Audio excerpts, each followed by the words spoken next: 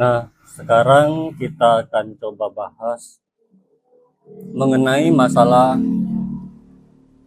aplikasi kasir atau stok barang seperti ini. Bagaimana caranya agar aplikasi ini bisa menjadi mode hibrid? Ini aplikasi sudah kita buka, kita sudah login, tapi di sini statusnya masih offline. Jadi untuk dia bisa hibrid, kita harus punya Google Sheet. Sebelum kita lanjut, saya bahas dulu apa mode hibrid itu. Tujuannya apa? Jadi mode hibrid ini adalah jika pada toko itu kita memiliki lebih dari satu laptop, misalnya yang satu dipakai oleh admin, kasir, terus yang satu lagi dipakai oleh anggota untuk memantau barang. Jadi tugasnya anggota yang satu lagi ini standby di depan. Ketika ada pelanggan datang bertanya, "Kak, apakah barang ini ada?" Dia tinggal lihat masuk ke data barang, dia tinggal mencari.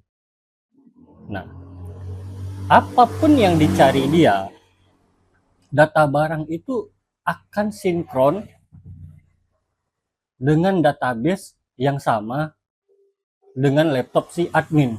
Jadi antara laptop si admin dengan laptop karyawan yang di depan, itu datanya adalah cerminan. Jadi satu data, satu server. Dia punya data offline dan juga data online. Cara kerja hibridnya adalah dia lebih mengutamakan data online terlebih dahulu. Jadi apapun yang kita cari, apapun yang kita kerjakan di program ini, dia lebih dulu akan melihat data online atau input dan mengambil data online dari Google. Baru ditampilkan. Nah, pertanyaannya terus, bagaimana jika tiba-tiba servernya mati atau internet terputus? Apakah program masih bisa digunakan? Tetap bisa. Karena sistem hibrid ini adalah ketika kita mencari sesuatu atau pertama kali login, dia akan menyedot semua data database online untuk dijadikan database offline, disimpan ke masing-masing laptop. Dan begitu kita ada penjualan atau transaksi, maka transaksi tadi akan langsung masuk ke database online selagi dia statusnya adalah online. Begitu database yang di Google sudah berhasil diupdate, database yang di lokal tadi, yang di laptop tadi akan dihapus dan akan mendownload ulang lagi semua data dari Google agar data itu sama antara online data Google dan offline data di laptop. Jadi data di laptop ini, database yang ada di laptop itu hanya sebagai backup atau sebagai cerminan data online. Tujuannya, jadi ketika tiba-tiba internet gangguan offline, program ini masih bisa dipakai. Masih bisa dipakai untuk mencari barang, masih bisa dipakai untuk input penjualan, biarpun modenya offline. Lantas bagaimana? Apakah nanti data online-nya akan update? Tetap akan update otomatis. Karena begitu ada penjualan, dia akan menyimpan daftar antrian sementara di database offline. Begitu ini kembali online, data sementara tadi akan langsung di-upload ke Google untuk dimasukkan ke database Google. Setelah berhasil, database offline tadi yang ada di laptop akan kembali dihapus, lalu download ulang lagi kembali data dari Google-nya. Jadi semuanya memang hibrid. Data ini cerminan satu data pusat, yaitu data dari Google Sheet. Nah, sekarang kita masuk ke pokok pembahasan. Bagaimana cara mengaktifkan mode hibrid ini? Kita sekarang masuk ke pengaturan toko terlebih dahulu. Di pengaturan toko ini bisa kita rubah nama tokonya apa, terus ini keterangan-keterangan ini bisa diganti, logo toko juga bisa diganti. Terus ini logo yang ada di stroke juga bisa kita pasang, kita ganti. Apapun yang kita masukkan logonya di sini dengan format bitmap atau titik BMP ini, nanti ketika di stroke akan jadi hitam putih. Ini pilihan printer. Memang di sini ada banyak printer, tapi yang wajib digunakan adalah ini, POS 58 stroke. Jangan printer yang ini. Dia mendeteksi semua printer yang terhubung ke laptop. Jadi tetap yang harus dipakai adalah yang POS 58 ini. Terus di sini hybrid mode online dan offline di sini masih belum aktif. Karena di sini ada pilihan 3, mau online saja, offline atau hybrid. Kita pilih yang hybrid. Nah, di sini dia minta spreadsheet ID. Kita belum punya. Jadi kita harus bikin dulu. Bagaimana cara membikinnya? Nah, di sini pahami dan cermati dengan teliti. Kita mulai. Kita buka browser. Pertama kita masuk ke Google dulu. Pastikan di Google kita sudah login dengan akun kita. Nih. Kalau sudah login, kita masuk ke Cloud Console.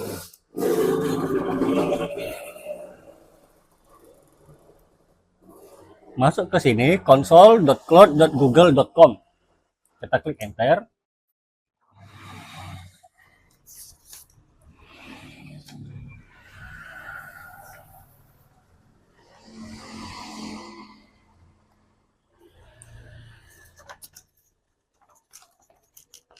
Nah, jika kita belum ada sama sekali, belum pernah menggunakan layanan ini sama sekali, di sebelah sini tulisannya akan create new project. Jadi kalau sudah ada, dia pasti keterangannya seperti ini. Tidak usah bingung, kita tinggal klik aja bagian sebelah tulisan Google Cloud. Klik. Lalu di sini kan sudah banyak project. Kalau ingin bikin baru, kita tinggal bikin klik new project. Lalu projectnya kita kasih nama apa? Contoh, saya bikin namanya adalah DB, database, di POS hybrid versi 2. Lalu kita tinggal klik create.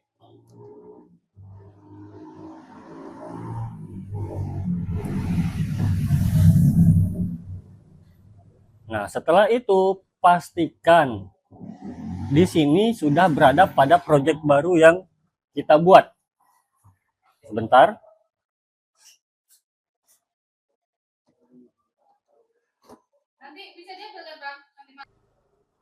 Nah, jadi kalau di sini kan karena saya sudah pernah ada project sebelumnya, di sini project saya yang tampil adalah project yang sebelumnya. Jadi kita tinggal klik lagi bagian sini, pastikan dia sudah berada tepat di project baru yang kita bikin. Nah, harus ada di sini. Seperti itu. Lalu langkah berikutnya adalah masuk ke bagian search di sini.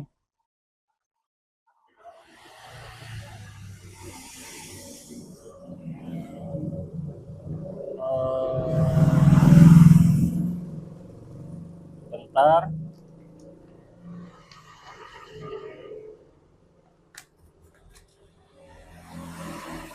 Cari API and service. Di sini. Nah, bagian ini. Lalu ambil library.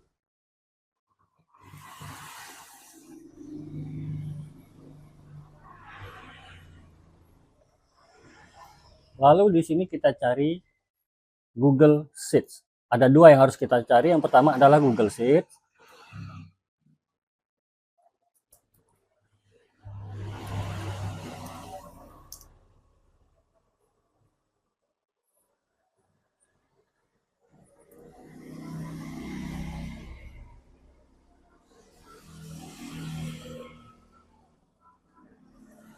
Lalu kita nih dia Google Sheet, kita klik, kita enable kan. Di sini harus kita klik enable.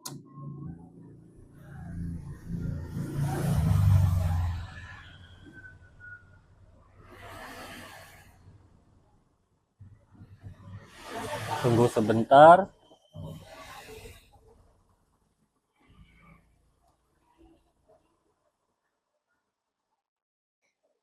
Dan begitu selesai,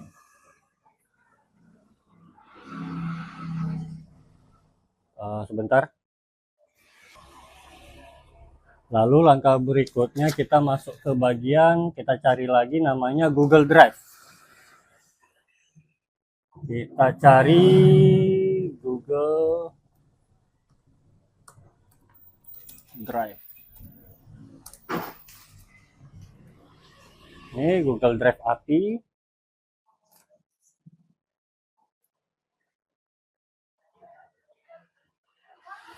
Lalu kita enablekan juga.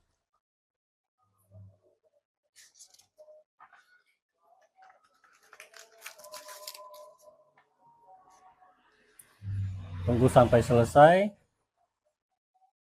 Nah, begitu sudah selesai, kita masuk ke langkah berikutnya, yaitu pada bagian ini. Klik lagi. Di bagian sini kita klik menunya, lalu masuk ke IM and admin.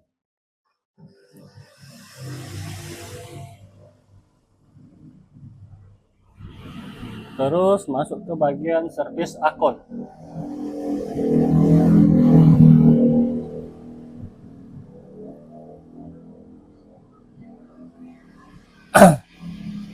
Di bagian service account ini kita ambil create service account. Lalu beri nama, misalnya di sini Digipos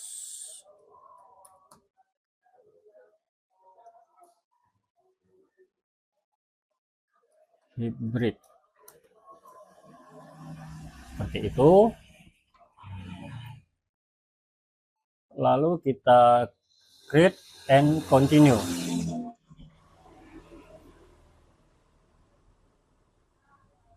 Lalu select role ini adalah yang wajib kita ambil, masuk ke basic, harus editor. Jadi dia bisa mengedit apapun. Dia punya akses. Jadi aplikasi kita bisa akses ke sini gitu. Setelah itu klik continue.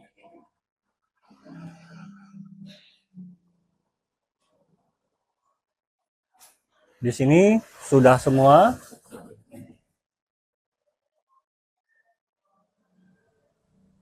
Terus kita ambil down.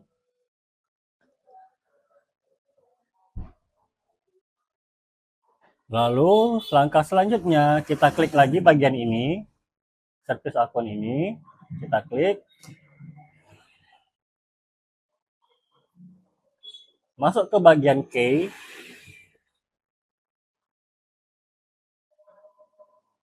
lalu kita ambil add key, create new key, ambil yang formatnya JSON, dan otomatis dia akan mendownload. Kita buka. Nah, kita ganti nama yang key-nya tadi menjadi credentials.json. File ini wajib kita copy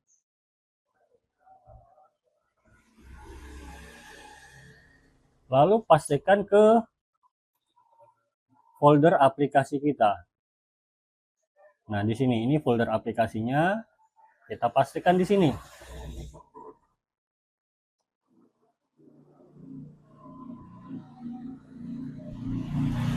Nah, sekarang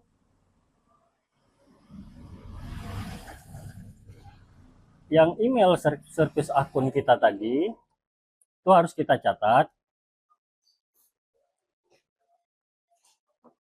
Kita back. Nah, ini kita copy. Tinggal klik copy to clipboard. Ini penting karena ini yang bakalan kita masukkan di Google Sheet nantinya. Nah, sekarang caranya kita masuk ke tahap berikutnya, yaitu pembuatan Google Sheet-nya. Di sini saya udah ada Google Sheet yang sudah saya buat. Contoh ini pada bagian Digipost. Jadi kita tinggal masuk ke sini, Google Sheet. Pertama kali itu pasti kosong. Contoh, ya, kita ambil file baru. Ketika klik new ini, yang baru ini semua tampilannya kosong. Di bawah sini juga masih ada satu. Dan yang wajib adalah pada bagian ini kita rename sesuai dengan yang ini. Yaitu produk, hurufnya harus kecil semua, sales, huruf kecil semua, sell items, ini huruf kecil semua. Dan di tiap ini isinya beda-beda. Kita fokus ke bagian produk dulu. Di bagian sini kita bikin ID, barcode, nama barang, kategori, harga beli, harga jual, stok, minimal stok, unit, supplier. Lalu kita masuk ke sales. Caranya bagaimana? Karena awalnya kan hanya ada satu. Kita tinggal tambahkan sheet. Nah, dia akan masuk ke sheet baru seperti ini. Untuk mengganti namanya tinggal klik tanda panah, ganti nama. Nah, seperti itu.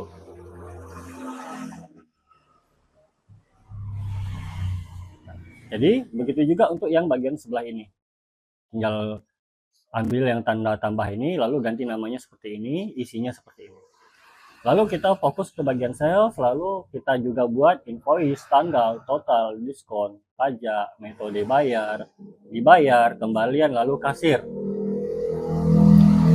Dan pada bagian sell items, ini invoice, barcode, nama barang, quantity, modal jual, total jual, laba, kasir.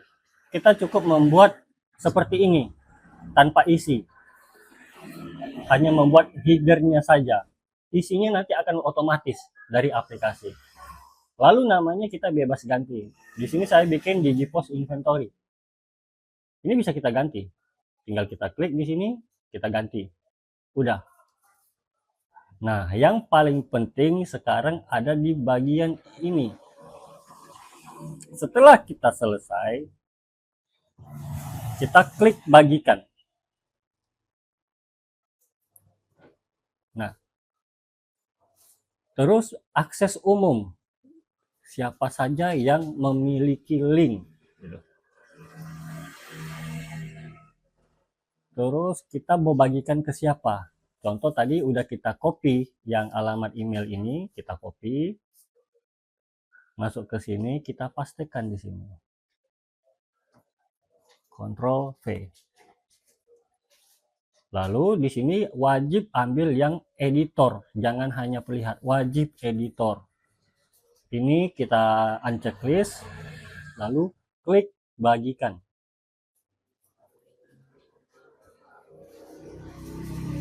Nah, sesudah itu, maka ini sudah siap digunakan database-nya. Kita masuk ke bagian aplikasi. Sebelum kita masuk ke bagian aplikasi, kita harus copy ID Google Sheet-nya ini. ID Google Sheet-nya ada di mana? Lihat pada bagian sini, alamatnya. ID Google Sheet-nya mulai dari setelah huruf D hingga sampai di bagian edit. Nah, ini adalah ID Google Sheet-nya. Ini kita copy. Setelah di copy, kita masuk ke aplikasinya. Kita pastikan ke dalam spreadsheet ID.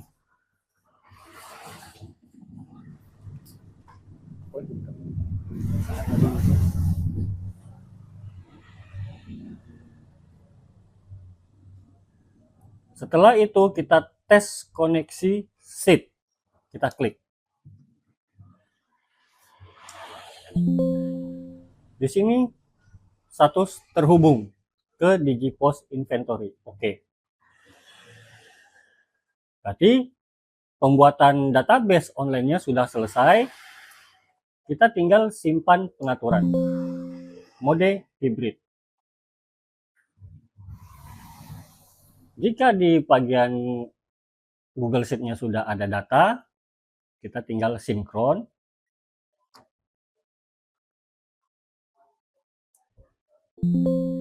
Sheet produk kosong, karena memang isinya kosong. Yang intinya adalah dia sudah berhasil connect ke database Google Sheet. Sekarang kita masuk ke data barang. Sebelum kita input data barang, di sini kita harus masuk ke kategori. Misalnya, di sini hanya ada satu kategori umum. Kita bikin kategori baru. Contoh ini adalah toko handphone. Jadi dia pasti menjual namanya aksesoris handphone. Kita klik tambah. Lalu kita buat lagi aksesoris spare part.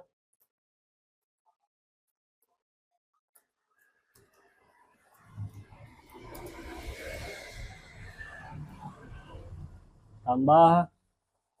Lalu handphone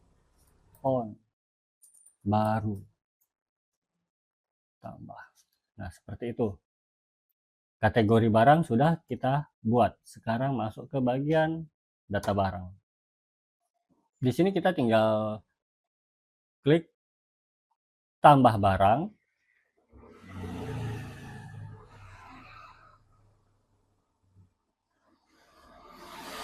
Lalu di sini barcode-nya, misalnya kita ingin nambah aksesoris. Contoh kabel charger. Kita tinggal bikin barcode-nya KC001. Nama barangnya kabel cas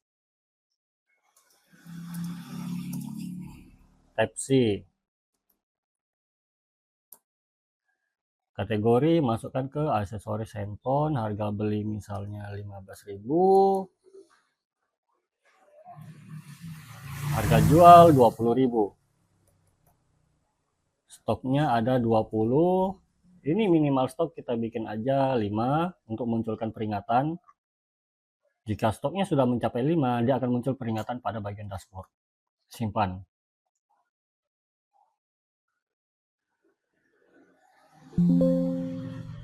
Oke, selesai. Nah, di sini kita sudah input data barangnya. Apakah di database itu ada data barangnya? Kita lihat. Masuk ke bagian produk. Nah, dia akan masuk di sini. Begitu juga jika kita melakukan transaksi.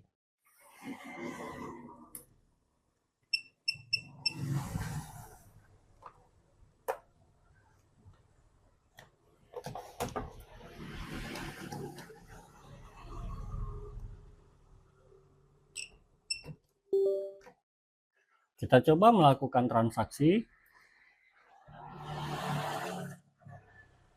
Masuk ke bagian kasir. Karena di sini hanya masih ada satu barang, kita anggap ada orang datang membeli kabel cas Type-C ini sebanyak 2 buah. Jadi kalau kita punya alat barcode scanner, kita tinggal bikin barcode secara online dengan tulisan ini, dan barcode tersebut kita scan pakai alat scanner, atau jika tidak punya alat scanner, kita tinggal ketik aja KC 001, enter.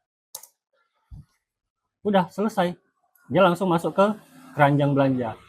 Tapi kalau dia sudah muncul di sini, kita tinggal klik. Ini dia bisa muncul karena baru satu barang, tapi kalau barangnya sudah ratusan, kita akan capek mencarinya. Jadi tinggal ketik di sini enter. Lalu jika dia ada mau dua, berarti kita tinggal ketik aja lagi, enter lagi. Dia akan menjadi dua. Dan di sini jumlah dibayar berapa, usernya ngasih uang berapa, misalnya 50.000. Nah, tertulis di sini kembalian 10. Printernya pilih ini, terus kita tekan bayar dan cetak nota.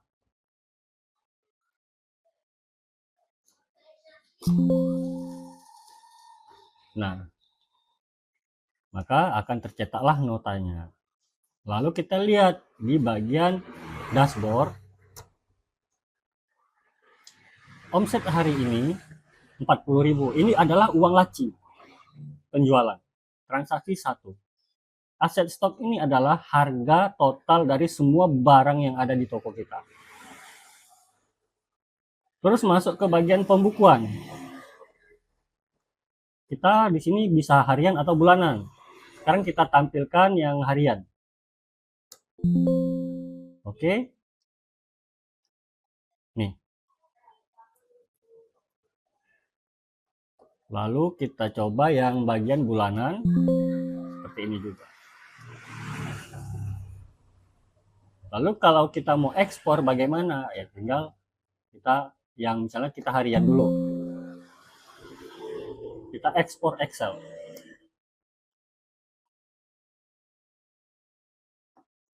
Tuh.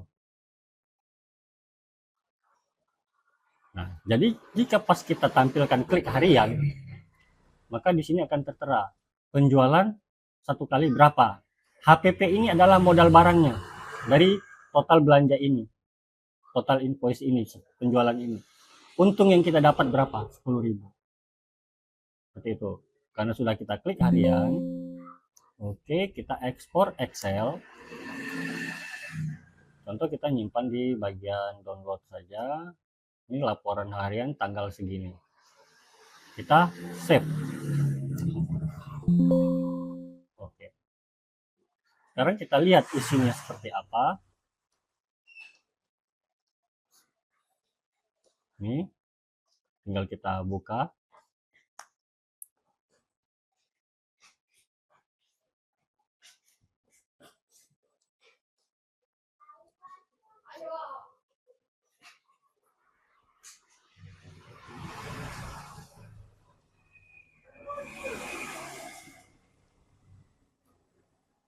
Nah, ini adalah isi dari laporannya. Kita close. Nah, nih. Ini laporan harian tanggal ini di toko ini. Nomor invoice-nya adalah ini, tanggal dan jamnya tanggal segini, apa barang yang dibeli, berapa jumlahnya, modalnya berapa, jualnya berapa, labanya berapa, siapa kasirnya. Nah, seperti itu. Dan total hariannya adalah ini. Total uang di laci sesuai dengan si kasir tadi, 40.000. Karena dia hanya melakukan satu penjualan. Anggap satu penjualan. Total modal 30.000, total laba hariannya segini. Pembelian stok ini kosong. Nah, total keuangan kasir adalah ini. Laporan harian dari tanggal berapa hingga ke tanggal berapa. Nah, seperti itu. Jadi lebih detail. Nah, terus kita masuk ke bagian ini di dashboard. Di sini yang saya bilang adalah produk kritis. Jadi mengapa tadi ketika kita input data barang, dia meminta minimal stok. Jadi minimal stok tuh bisa kita buat sesuka hati. Tadi saya buat ada 5. Jadi jika kabel data yang saya input tadi status stoknya sudah 5, dia akan muncul di sini keterangannya, apa yang kritis produknya. Keluar nanti tulisan dengan kode ini, nama barangnya ini, stok kritis. Nah, stok menipis itu di sini semua akan muncul. Itu yang wajib kita audit. Kita jadi tahu apa aja barang yang mau habis, kita cepat kita beli, kita order ulang. Terus manajemen user, di sini kita bisa tambah user. Contoh, ini admin. Ini bisa saya edit. Dan yang bisa melakukan ini jika yang login adalah admin. Jika selain dari admin, dia hanya bisa membuka bagian dashboard, kasir pos, data barang. Untuk bagian lain, itu dia tidak bisa mengakses. Nah, jadi sekarang kita masuk ke manajemen user. Di sini kita edit. Username-nya, misalnya saya mau ganti jadi huruf kecil aja semua, karena itu harus sesuai dengan ini yang dipakai untuk login. Nama lengkapnya adalah, misalnya ya, ini bisa bebas. Role, ini yang wajib, admin atau kasir. Saya adalah admin. Passwordnya saya ketik.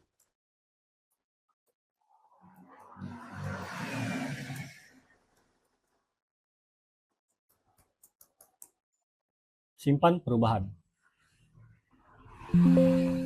Oke, udah selesai. Nah, berubah. Sekarang kita coba keluar aplikasi.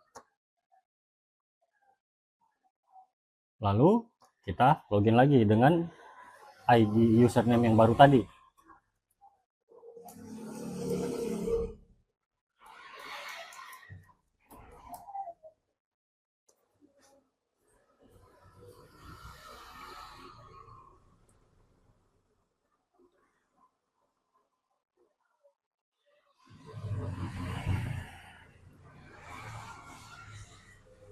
Lihat statusnya di sini online.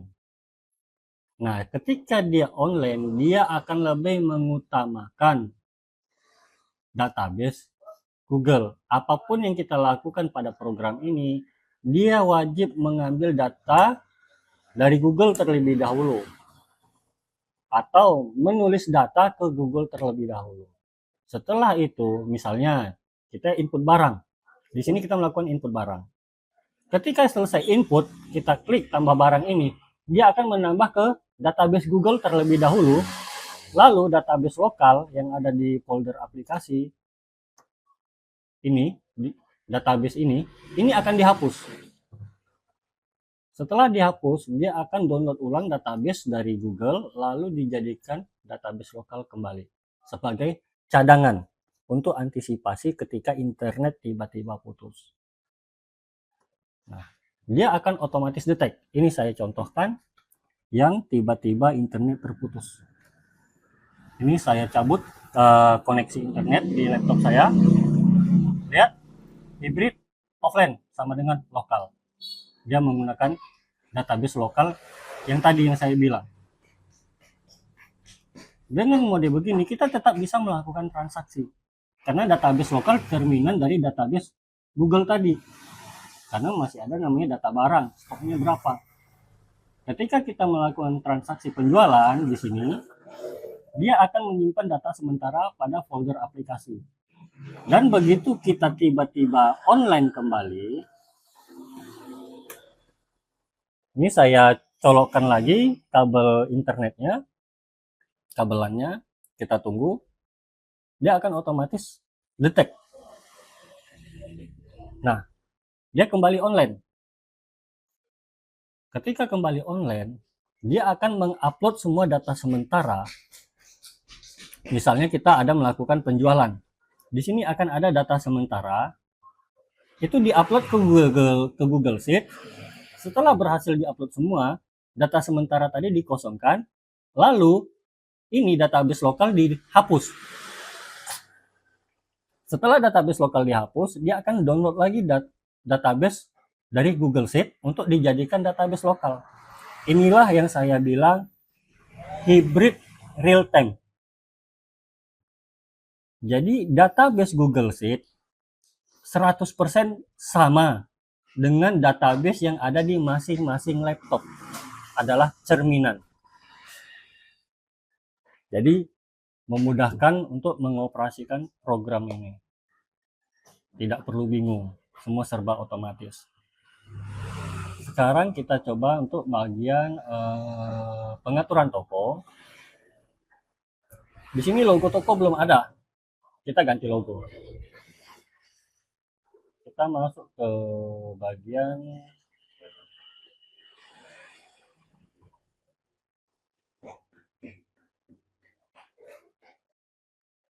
program stok barang. Kita mau ganti logonya jadi apa? Jadi ini, logo toko. Open. Oke, selesai. Lalu kita mau ganti ini. Kita tinggal ganti logo untuk nota. Karena kalau tidak ada ini, pada nota kita, pada bagian headernya, hanya ada tulisan toko kita ini, tulisan biasa. Tapi kalau kita bisa ada gambar sendiri dengan format BMP, bitmap, kita ganti. Contoh bagian ini kita masuk ke, sudah ada gambarnya. Nah, seperti ini. Open. Nah, biarpun gambarnya berwarna, akan dikonvert menjadi hitam putih seperti ini. Di raster istilahnya. Setelah selesai, kita tinggal simpan pengaturan.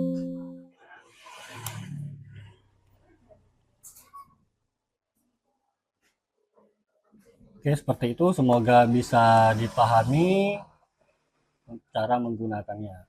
Sampai di sini dulu tutorialnya. Terima kasih.